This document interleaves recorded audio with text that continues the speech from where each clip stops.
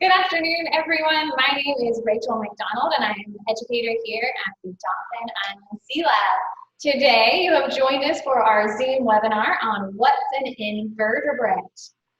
So to begin with, hopefully, somewhere in school you have heard the term invertebrate.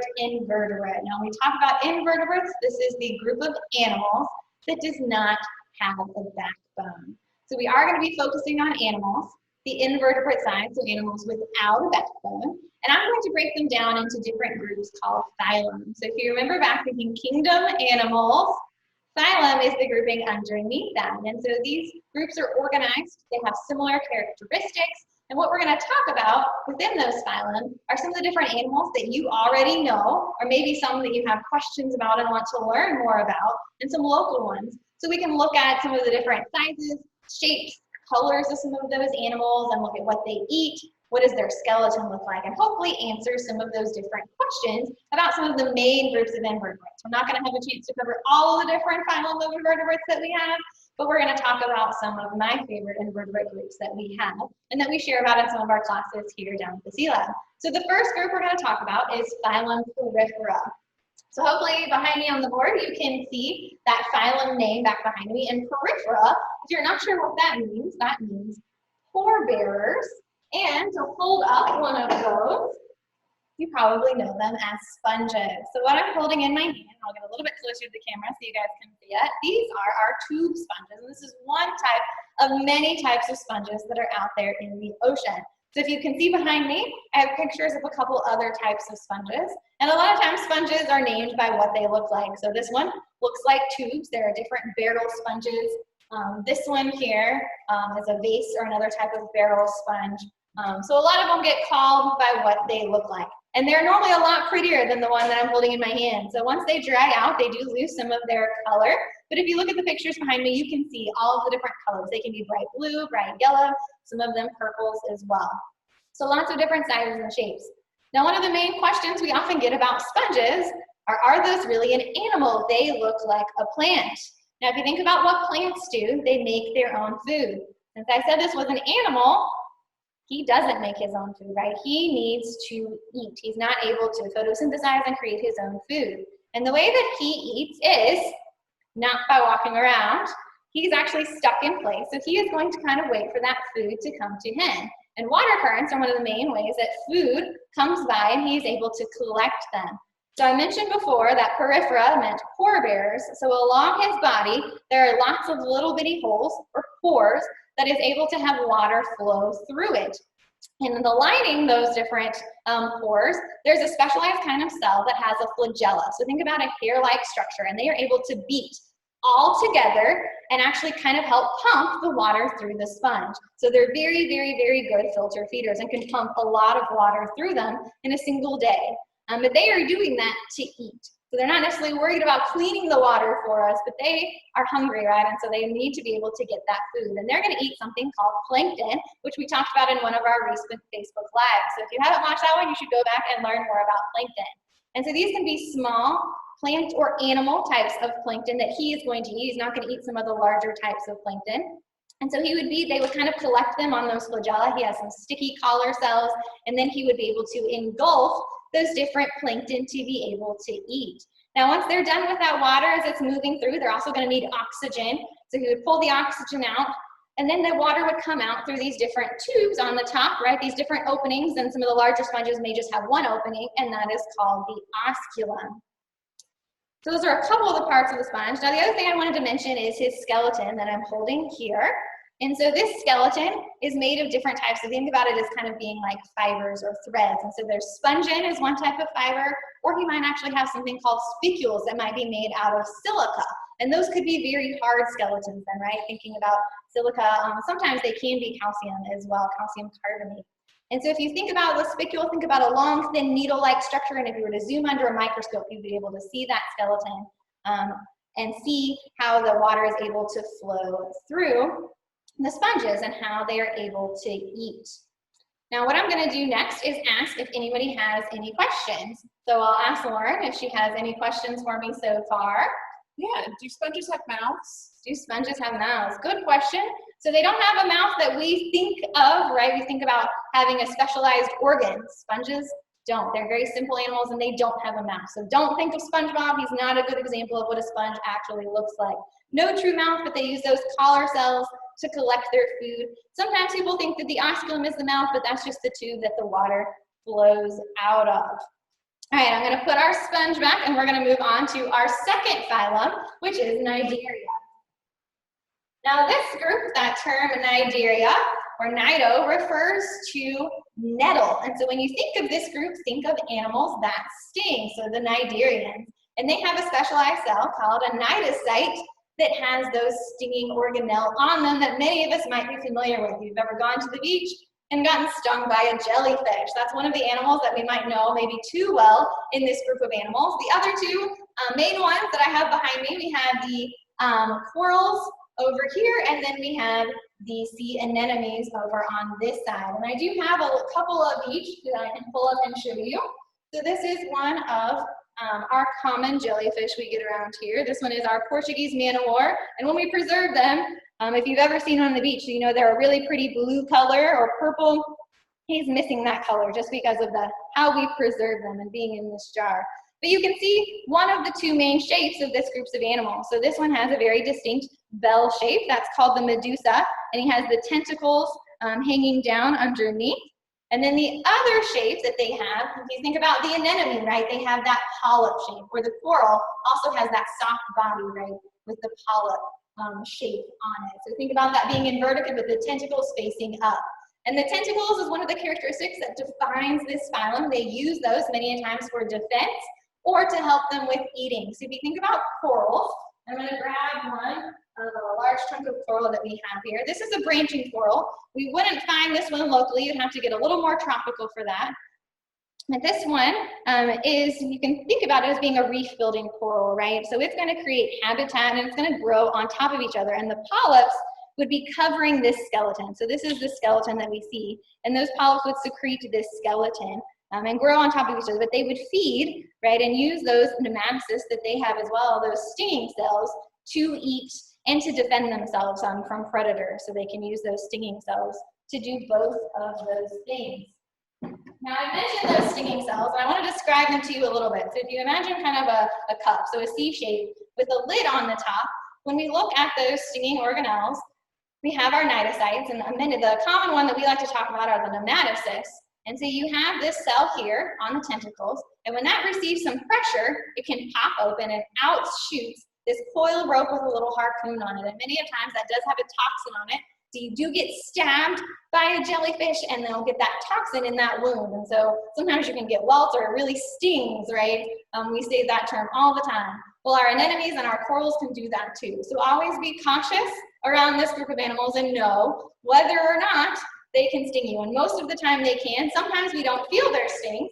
And another jellyfish that I have here is one that we often don't feel being stung by. It does have the stinging cells, but it's one that you will see people picking up many times from boats or different things like that. And this is our cannonball jellyfish. I'm going to hold it up a little bit better so you can see the bell shape. And this is a good-sized jellyfish, I would say, right? It's definitely a visible one you would definitely notice swimming in the water with you. And it's named because of its shape, either a cannonball. The other name that it is sometimes known as is the cabbage head jellyfish. It is normally a pretty pink color, but this one has been preserved. So again, it's lost its color. And if I look underneath the bell here, you guys can see the feeding tentacles that it has surrounding its mouth. So, right, it would use those feeding tentacles to eat. They have the stinging cells on some of them, and then they would pull that food into their mouth to be able to eat. Now, one of the fun facts as I was looking up some information on this cannonball jellyfish that I learned that I didn't know before today was that off the coast of Georgia in the US, there's actually a fishing industry for cannonball jellyfish. And they primarily sell them as food to different markets throughout Asia, where they like to eat dried jellyfish. Now, I think you can buy some of it here, but that's their primary market. So people do eat this type of jellyfish. But then there's an animal that many of you might know that likes to eat this jellyfish, and that is our leatherback sea turtle. So that's one that we like to talk about, right? Learning about our leatherbacks and uniquely, right, they like to eat the jellyfish and many other types of jellyfish, but the cannonball is one of their favorites. And this one, it even talks about the leatherback sea turtles following the huge swarms of jellyfish out in the ocean, right, or a big bloom of jellyfish, and just being able to eat as much as possible while there are so many of them. We do see this one locally, and we'll see it late summer or in the fall. So very cool jellyfish. The third phylum I want to talk to you guys about is the phylum Mollusca. And so that term mollusk refers to them having a soft body. So that is one of the characteristics that defines this group. Another characteristic that defines it is that they have a muscular foot.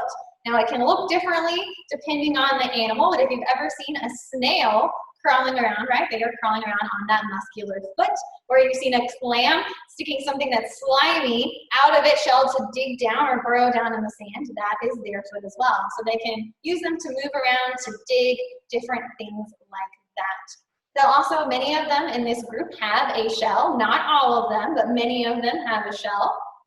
They also may have a specialized mouth part called a radula that helps them to eat, and it's kind of on many of them like a spiny tongue, if you can imagine that.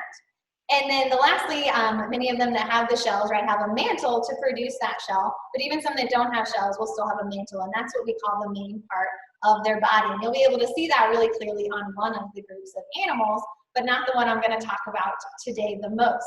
So we're going to start with the group called the gastropods, and that term pod refers to foot, and then the gastro refers to stomach. So these are the stomach foot animals that you probably know as snails. And so here I'm holding a snail shell. This one is our horse conch. We do find this one locally. We've actually had one for a while over on our estuarium in our touch table that you could see. But this shell that I'm holding here does not have a live animal in it. So many times when you're out on the beach, you might be collecting these shells, and a lot of times you're probably collecting them empty, right? So the animal that was in there has died and probably been eaten by something else that has taken advantage of that, other different scavengers, and it could have been another snail, or maybe something like a hermit crab, right, that ate that snail. So what I'm gonna do is I'm gonna pick up a live snail for you so you can check him out. This is one of our local ones that we have. This is our local lightning whelk. We have a few different whelks, but the lightning whelk is left-handed, and that just means this side here is the side that it opens on. We have other whelks that open on the right side. So this is our left-handed whelk, and you can see a little bit. He was trying to come out down here. He might spit out a little bit of water here in a minute. I'll try to hold him flat. They can use their siphon to pump water in and out, and he is trying to move his siphon out just a little bit. There he goes. Not sure why he's out of the water. I've got one other snail I want to share with you, so I'm going to put this one back. Oh, maybe. He is totally stuck on there. Yeah, I'm going to pick up the glass because he has suctioned himself to the container, and I may dump some water out so that you guys can see it. Let me hold it a little bit higher. So this is the murex snail. And when we're talking about them, I'm giving them these different names like whelk and murex. So these are different genus or groups that we classify them. And you might know them by their shells, right? And these do have the live animals in them. And so this one has some pretty neat knobs that are on the parts on the outside of the shell. And it gets to about 7 inches in size is the maximum shell size for this murex. And a fun fact about murex, this is one of the oldest known species that we've recorded in human history. Over in the Mediterranean, they have their own varieties of murex, and they actually use the animal to create a purple dye. So you think about those rich purple dyes that the royalty wore, it was rare because they had to make that dye from these snails. So it's kind of a fun history fact about your murex snails. And I'll put him back over here since he wants to stick to it. Now the other two groups within mollusca, we have our bivalves. And if you think the term bi, think about bicycle, right, too, and the valves refers to the valves of the shell. So here is a picture of a scallop, and so you have the two valves, and they would be connected by that hinge, right, and then the animal would be inside of there. So if you've ever had clam chowder or something like that, you might have eaten different clams, and you can even buy and eat scallops as well. And scallops are a fun one because they can actually use their two valves to swim. So it's fun. You should check out a video of scallops swimming if you get a chance later. And then the last group, and I'm not going to talk a lot about this one, is the cephalopod. That was the group. So pod was foot again, and cephalo refers to head. So their body is organized with their head attached to their feet, and then the body on top of that. And that is going to be the really fun group that we all know as our octopus, squid, cuttlefish, nautilus group. And next Friday, we're going to be talking about the mollusk group, and we're going to be focusing on the cephalopods and do a squid dissection. So if you want to see that and learn more about this group, check us out then. And we've also done a Facebook Live before on the octopus over at the estuarium. So you can go back and watch that on Facebook later as well. Okay, any questions, Lauren, about mollusks or other questions we've gotten? Yeah, so can any of these snails hurt us, or any of them are they venomous or poisonous? Like, what's some differences there? Good question. So as far as I know, the whelk and the murex are not ones that can harm us, but there are some varieties like the cone snail that does have a venom in it. And that is one you do want to watch out for. That's one that they warn you, don't pick up a live snail unless you know what it is. And scuba divers love to pick that one up because they have such beautiful shells. But that's definitely one to be cautious of. Locally, I don't know of any. I'll ask the room, the other educators are here with me. Does anyone know of a local snail that is? So not along the Gulf Coast that we know of, but that's a great question and something we should all be aware of. Any other questions? Yeah, and this one, okay. I've had to think about this for just a minute, but the question is, do any of the snails make some kind of a dye or an ink? Do people use them for other things besides eating, kind of like? So what I mentioned with the murex snail, he's still stuck on there, I can't pick him up, but he is one that from the body, I believe, they would actually, I'm not sure what the process is, but they do make a dye from that. And so I think there's other varieties of snails that might produce different colors. Purple is the main one because that one was associated with royalty. And so a Tyrian or Tyrian purple, if you have heard of that term, I know with just Easter talking about purple in the Bible, right? And that is where they would have made that color. The Egyptians and different groups around the Mediterranean Sea would have been able to collect these snails. And it took a lot of snails to do that. So we have used them for different things. Obviously the shells are valuable. We've made jewelry and different things from various snail shells or clam shells. You can think about us eating them, and then yeah, for dyes. I'm not sure what else, but I'm sure we've used them for a lot of different things. And the venom, so there's a whole group of people that study the venoms that some of these snails make for different purposes in sciences and in medicine. Great questions. Okay, so we're gonna move on to our fourth phylum, and this one is the arthropod phylum. So hopefully you're a little familiar with this one, and if not, think of the term insect, right? You have those all around you every day, and the insects are in that arthropod group. So if you think of some of the characteristics of your insects, right, you have those segmented bodies, those paired appendages, probably some antennae, right, things like that. Well, underwater, we like to focus on the subphylum of arthropods, and that is our crustacean group. And hopefully, these guys back behind me, you are familiar with. If you live on the Gulf Coast, you hopefully have had a chance to eat some of our great Gulf Coast seafood. One of those being, we have a big blue crab, crab fishermen going out setting those crab traps. Maybe you've got to do that yourself, or if you come down in our camps, we love to go and catch blue crabs. And then there's huge industry over in the bayou and along the Gulf Coast where we have shrimpers who go out and collect the different types of Canadian shrimp, and that would be your brown, your white, and your pink shrimp. And those are some that we like to eat.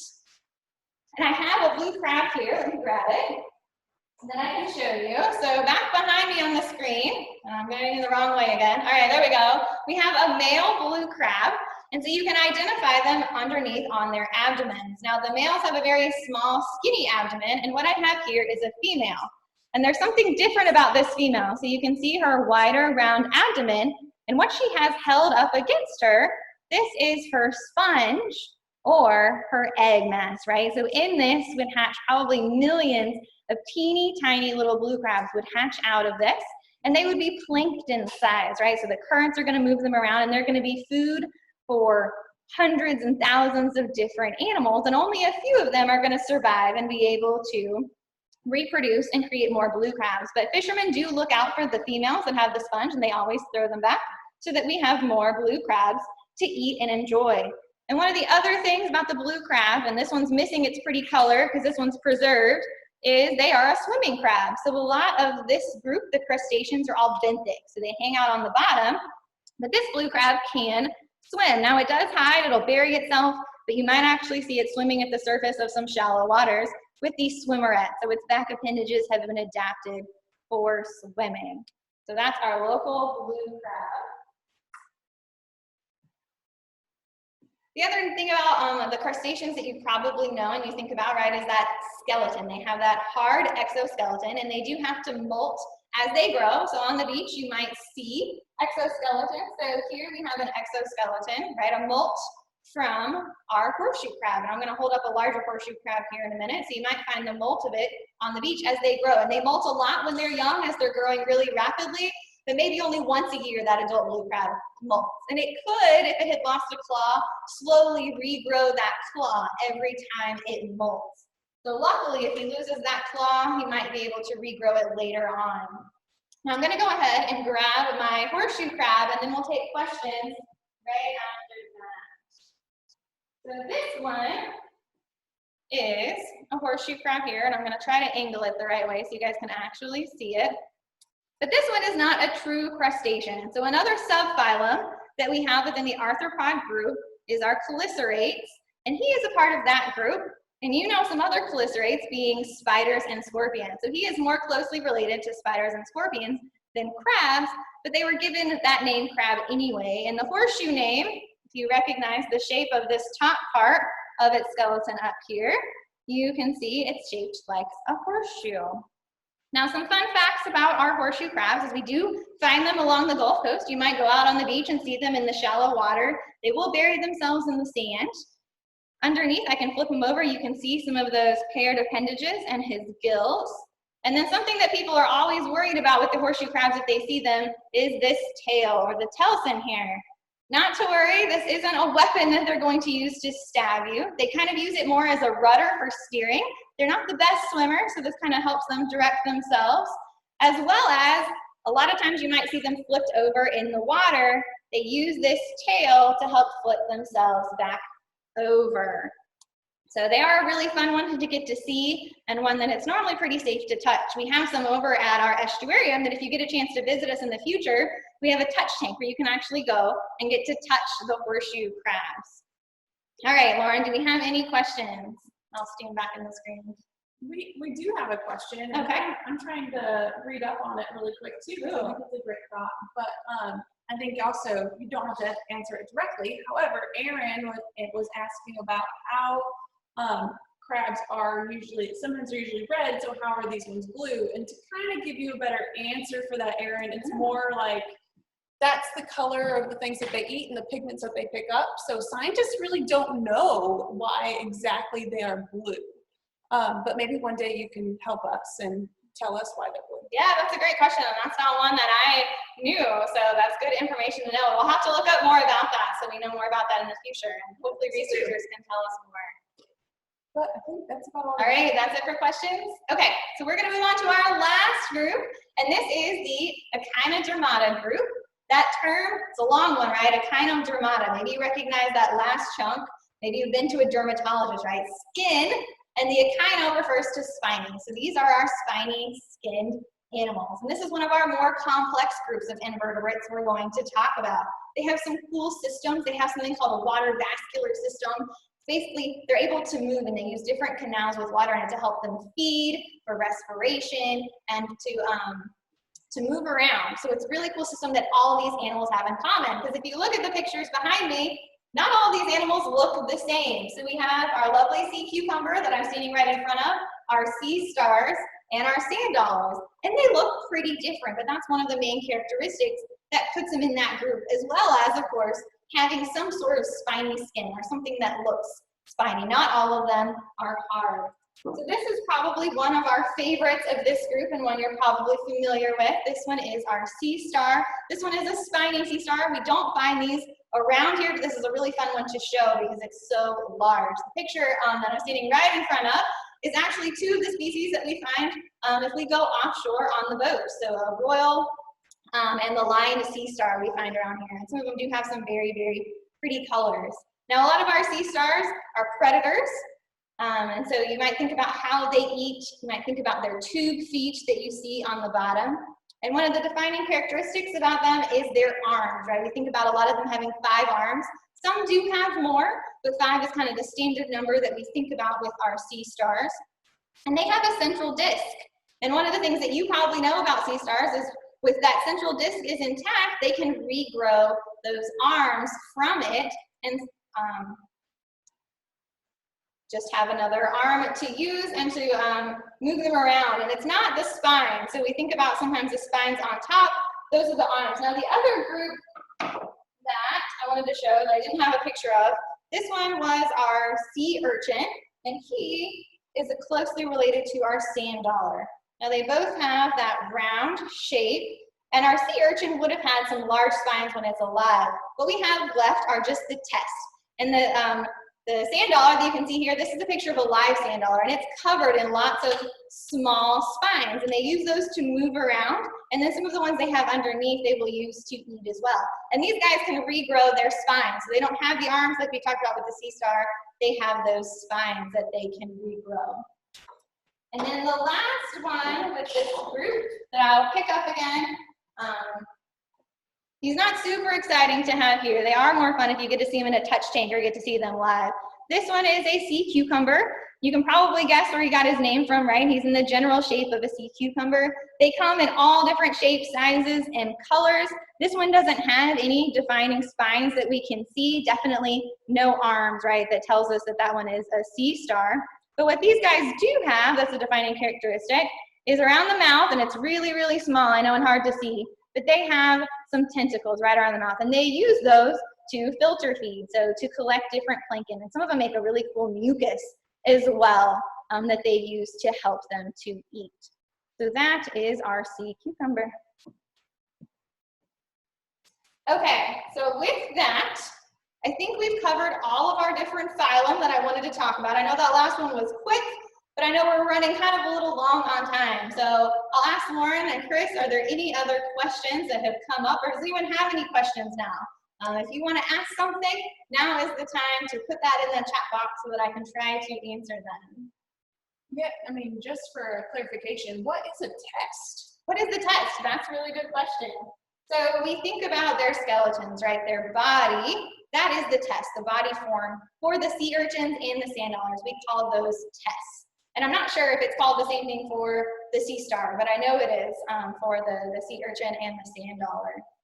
And we do find parts of both of these, so definitely the sand dollars out on our beaches along the Gulf Coast, but if you go further towards Florida, you can start to see some of the sea urchins right off the beach. They like to have more hard structures than we have, where our sand dollars like to burrow in soft sediments. So we do find them in different habitats. The sea stars will be in coral reefs as well as in some of the softer muddy habitats. There's a type of sea star, it's actually the brittle star, that we actually can sometimes find in our salt marsh. So they can be really small, look very similar to the sea star that I had behind me, but longer legs, and they like soft muddy habitats. Okay, and then another question we got was, what do sea stars or urchins, what do they eat? What do they eat? So I did mention that they were predators. And so they like to eat, they'll eat dead things. Some of them are scavengers and they will collect things that way. Some of them will eat bivalves. They can actually open up some of the different clams and they will like to eat those. So other smaller invertebrates are what these guys like to eat, but if they came across a dead fish, some of them wouldn't hesitate to eat that either. And then the sea urchins are going to be more of the groups that like to eat algae. So they have a scraping mechanism as a part of their mouth. And so they're going to eat that off of different rocks and corals and things that they can climb on and get it off of. And then we had one ask from Chloe, is if she could see the underside of the horseshoe crab a little bit closer. Oh yeah, I'm sorry. Here we go. He's sitting in a little bit of water, but here is the underside of the horseshoe crab. So you can see the gills in the lower part above the tail, and then up here you can see all of the different haired appendages. And then the mouth is in this central area here that he will kind of crush his food and move it toward his mouth. They have an interesting feeding strategy. You'll have to look up, there's some really cool videos you can learn about horseshoe crabs. One of the other things I didn't talk about that you guys might have read or seen is that their blood is often used in the medical industry. So their blood will clump up really easily, and so they use that to test different medicines to see if there's any bacteria that's gotten in, because it clots or clumps up so easily that it's a good test for that. Yeah, hopefully that was a good view.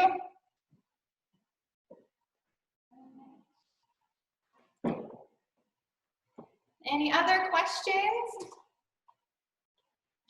I don't think so. So far, Why do they call it a cucumber?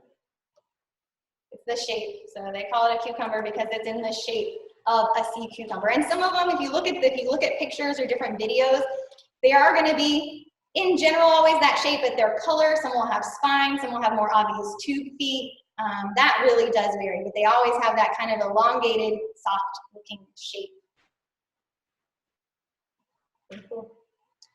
All right, well, I hope you guys have enjoyed watching. We haven't seen any other questions. Lauren can stop me if she sees another one. But I wanted to let you know that next week is the 50th anniversary of Earth Day, and we'll be doing a couple live offerings here at the Sea Lab that you can tune in. So there'll be a morning offering and an afternoon offering. Those will be posted on the main Sea Lab webpage, and we'll share them on our Discovery Hall page as well. They're both going to be really exciting, so I hope you will tune in. We also posted the bingo board earlier this week, so if you don't know about that, go check out the Facebook page. You can fill out a bingo card from some of the information you've learned from some of our past different Zooms or Facebook Lives or webinars, or maybe you're just a science nerd and you already know all of that, but if you bingo across the card, you can send that in, and we'll be selecting different individuals to win free prizes from that. And then next Friday, we're going to have another Zoom focusing on mollusks, and we'll do that squid dissection that I mentioned before. So we hope to see you back again. Thank you for joining me for What is an Invertebrate? And we will go ahead and head out. Thanks, everyone.